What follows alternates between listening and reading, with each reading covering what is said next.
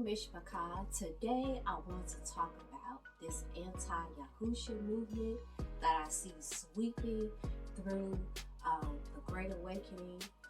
Those of us who are waking up and we come into this awakening understanding that Yahushua is the Messiah. And then we get into books, we get into writings, we get into historical texts, and then we're like talked out of or researched out of understanding the Mashiach, that Yahushua is the Mashiach.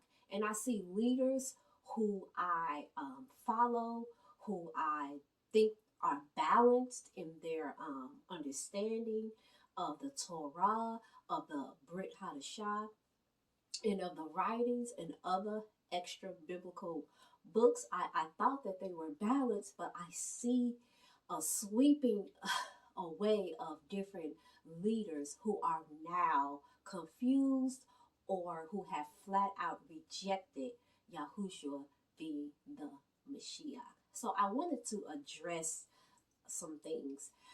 I have been walking in Torah since 2010, okay? I awakened to who I was spiritually and biblically as a daughter of Israel, as an authentic blood-related daughter of Israel. I believe I come from the tribe of Judah, but I'm not 100% sure. But I do know that I am a daughter of Israel, a blood-descended daughter of Israel. So I want to make that clear. So I've been walking in Torah, for a small amount of time, but long enough to have went on my journey of understanding Yahushua and his place in the kingdom and understanding who he really is. Now, I'm not saying that I am an expert by no means, because I still have a lot of growing to do, because I have been in Christianity longer than I have been awakened, okay? And that's the problem. Many of our leaders who we entrust to teach us Torah, they have only been awakened just as long as a lot of other people. Most people started waking up 2015, 2016, 2017. So that means that a lot of us are really new in this awakening. And I have voiced my little opinion, which don't mean a lot to many, but my opinion is, when you are just waking up, you really should not be teaching, because we don't have a good grasp of what we believe. We are shedding and getting rid of a lot of Christian ideology or Quran, if you're Muslim, Quran ideology, different religions. Most of us are Christians, but not all of us. So we're shedding these different ideologies that we brought with us. And that takes time. For me to have understood the Sabbath took me a couple of years before I really could understand what is Shabbat, what is Sabbath, like what is the seventh day. And I'm going to share this quick vision that the Most High gave to me when I first started walking in Torah. And I wanted to study the moon, right? But I didn't even understand Shabbat yet. So I started digging into the moon phases and all about the moon. And I remember going to sleep that night, and I had a vision that I was in this fancy restaurant, and that waiters came out dressed up, and they handed me different platters of top meats. Like, the meats were great. And I was presented these meats, and I was like, ooh, which one I'm going to choose? And I heard a voice that told me, before you choose, make sure that you do not choose something that is too strong for you. And I woke up, and I knew that the Most High was telling me that I was trying to eat meat that was too strong for me at the time. I didn't even fully really understand the basics of what he wanted me to learn. And that's the problem in the awakening. We are free to explore all of this knowledge, because this is the age of information. So we have access to lots of information, but a lot of it is too strong for us to eat, and that includes our leaders, okay? So a lot of our leaders should not be leaders. A lot of people are self-appointed teachers who they believe, the Most High has called, and that may be true, but that doesn't mean it's time for you to teach, right? Because you have to be rooted and grounded in what you firmly believe in before you can teach people, before you can lead people, as a shepherd, all right? So, I wanted to say that before we got into Hebrew idioms and parables. These things conceal and reveal the promises of Yah, right? And so most of the time, Moshe, the prophets, were talking to the people in parables. And Yah purposely did this because of our sin, right? Because we kept sinning. I mean, we've been in captivity, I believe, a total of 7 times. So each time we sin and each time we go into captivity, we are going to lose something. Ask me how I know, because we're in the land of our captivity and we really have no clue of our own culture, language, identity, customs, ritual, etc. Like we have been stripped butt naked of our own heritage. So I know that the people, our ancestors that we see biblically, each time they went in and out of captivity, they lost something, right? They may not have been like us, which we lost everything, and 7 is the number of completion. So we've completely lost everything, and we have to be completely restored again. Hallelujah. So we want to understand that Moshe and the prophets were speaking to our ancestors, our people, in parables, in Hebrew idioms. Okay, so we have to discover what is a parable and what is an idiom.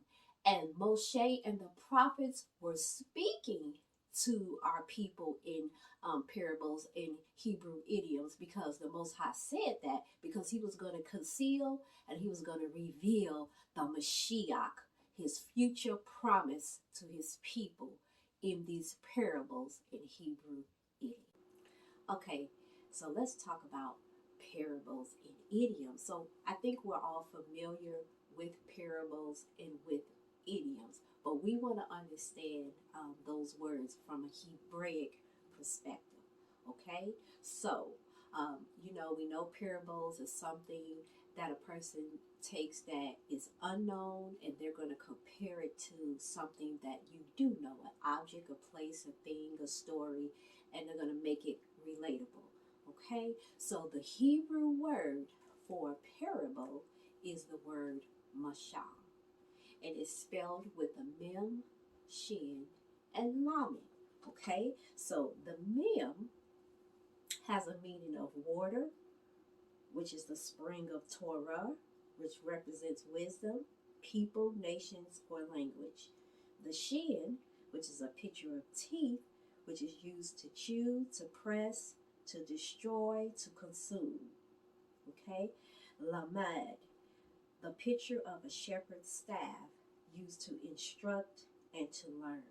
Okay? So inside of a parable, okay, is the wisdom of Torah to his people that they will eat, consume, to learn, and to instruct.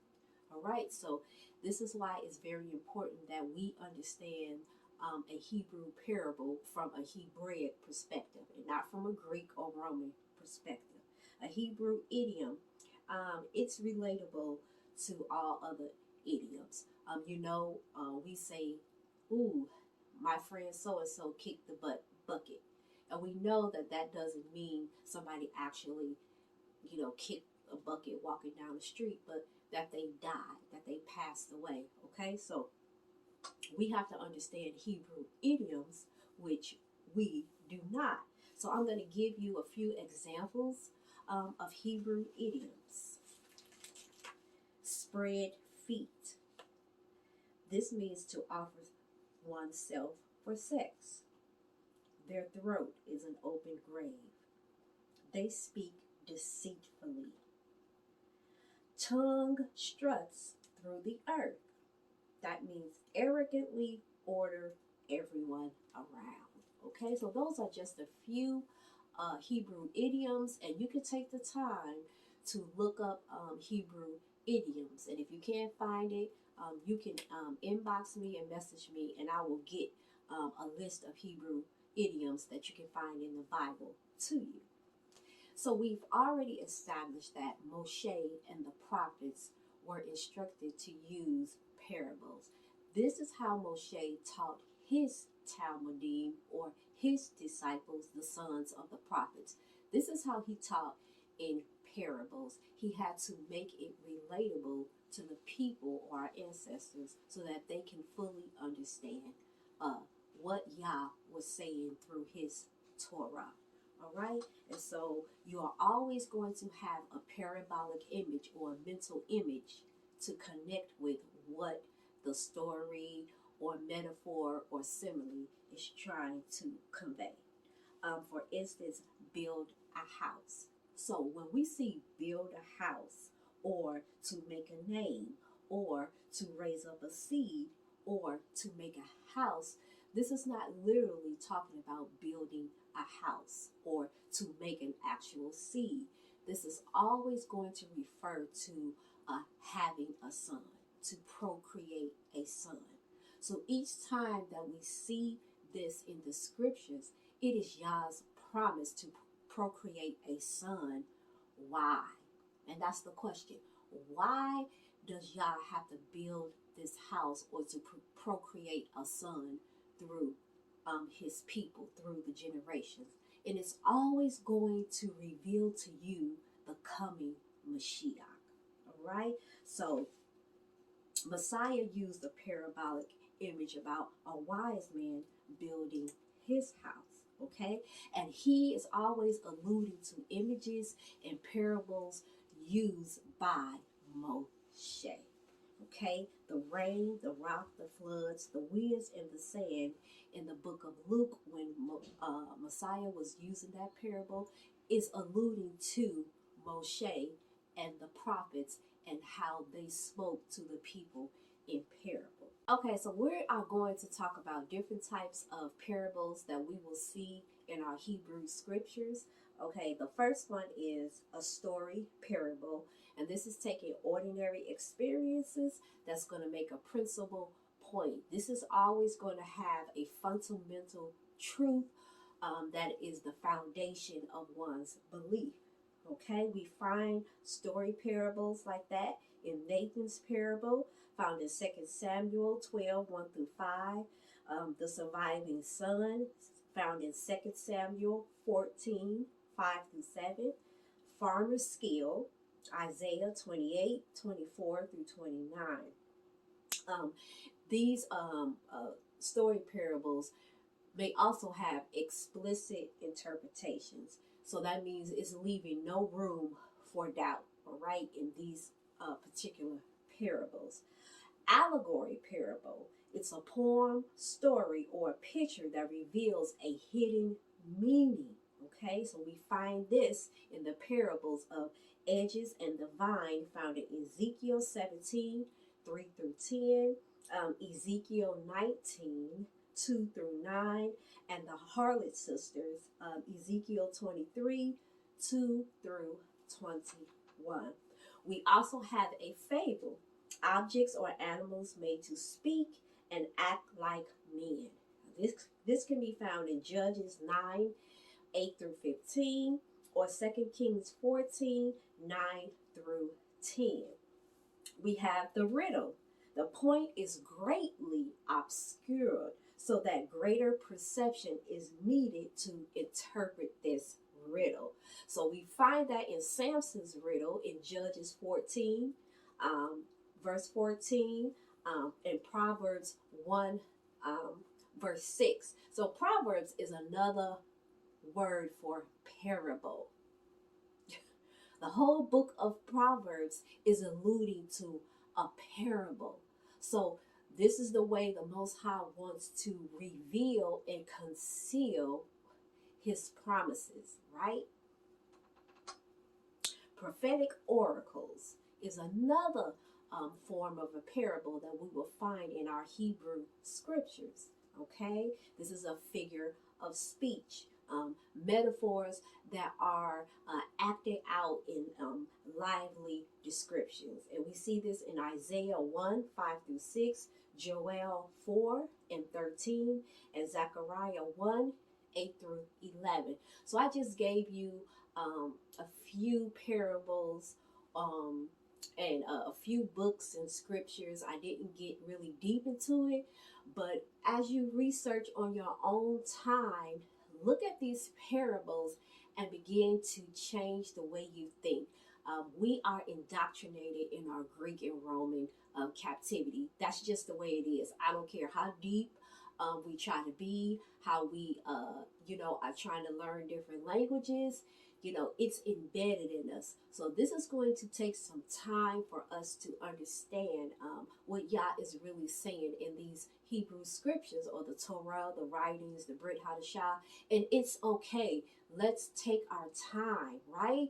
We are on a journey to turn back and to get to know who Yah is and who we are and what our purpose is in this earth. So let's take our time. Let's not, get into a rat race with the next person trying to show off this knowledge that we don't have, that we absolutely do not have. Okay, so let's go to the next thing. Okay, so we are going to jump back and talk about the Mashiach. When he came on the scene, now that we understand what parables and Hebrew idioms mean, he was talking to the people, his followers, our ancestors, in parables and Hebrew idioms. So let's use our imagination. Let's critically think. If we are in and out of captivity, and if Moshe and the prophets are speaking to the people in parables and Hebrew idioms, we can deduct that as time went on, they were rejecting those parables and idioms because they had lost the understanding of it with each captivity and sinning all the time. They really could not grasp what the Most High was trying to tell them through Moshe and the prophets. He concealed it on purpose because you have to draw closer to Yah, and you have to put your ear to hear what the Ruach is saying. And our people, as per usual, are stiff-necked and just thirsty and hungry for the wrong type of knowledge. Like, we're always seeking knowledge that is not conducive to our walk in the Most High. We always want to know what we shouldn't know, right? And so we can see that in Messiah's time, when he came on the scene, that they did not know. And how do we know that? Okay, let's read Luke 24, verses 26 and 27. Okay? Was it not necessary that the Messiah should suffer these things and enter into his glory? And beginning with Moshe and all the prophets, he interpreted to them in all the scriptures the things concerning himself. So he is revealing to his Talmudim that Moshe and the prophets is talking about me. Through all of the parables, through all of the idioms, he is talking, or they are talking about me. Let's turn to John 5, 45 and 46. And he is talking to the Pharisees. Now, it has been known that these Pharisees may not have been authentic Hebrews, that they may have been Edomite Hebrews. So that makes a lot of sense. If they were Edomite Hebrews, they definitely didn't understand, all right? They definitely didn't understand the authenticity of Hebrew scriptures. So Messiah checkmates them and says, "But do not think that I will accuse you before the Father. Your accuser is Moshe, on whom your hopes are set." Verse 46, "If you believed Moshe, you will believe me, for he wrote about me." So Messiah is getting them together because nobody understood the parables, okay, or the Hebrew idioms in their own quote unquote scriptures. And he's saying, I'm not going to be the one to accuse you before the Father. Moshe is going to accuse you because he understood that the scriptures was all about the Messiah. So let's hear what Paul or Apostle Shaul has to say. And he is going to talk about the mysteries and the hidden wisdom of Yah. So we've already learned that the parable or mashal is the hidden wisdom or the spring or life of Torah hidden in the parable. So we are going to read 1 Corinthians chapter 2, and we're going to start at verse 6. "Howbeit we speak wisdom among them that are perfect, yet not the wisdom of this world, nor the princes of this world that come to naught. But we speak the wisdom of Elohim in a mystery, in a mashal, in a parable, even the hidden wisdom which Elohim ordained before the world unto our glory." Hallelujah. We also have Ephesians chapter 3, where Apostle Shaul is going to talk about the mystery of Elohim. And let's start with verse 4, "Whereby when you read, you may understand my knowledge in the mystery of Mashiach, which in other ages was not made known unto the sons of men, as it is now revealed unto his holy apostles and prophets by the Ruach." Okay, and he goes on to tell us that the Gentiles shall be fellow heirs with us. Okay, so this is the mystery or the hidden wisdom that was in the parables or Hebrew idioms that the Most High taught to Moshe and the prophets. Okay, so in conclusion, we can see that parables, Hebrew idioms are used to conceal and reveal Yah's promises to his people and the complete promise of the Mashiach, Yahushua, coming. All right, so get to know some of the Hebrew idioms and read the parables, and let's dissect it so that we can properly understand that all of it is talking about the Messiah, the Passover, every feast, every ritual, every sacrifice, the book of Ruth, okay? I believe the book of Jonah, they're all parables. They're all hidden wisdom, hidden inside of these stories and images to tell us the promise of the Mashiach. So when we understand that and get back to our Hebraic culture, language, history, the Bible, the Torah, the writings, the Brit Hadashah will begin to make sense. Okay, so I hope that helps somebody because it has helped me. I hope you take your own research further.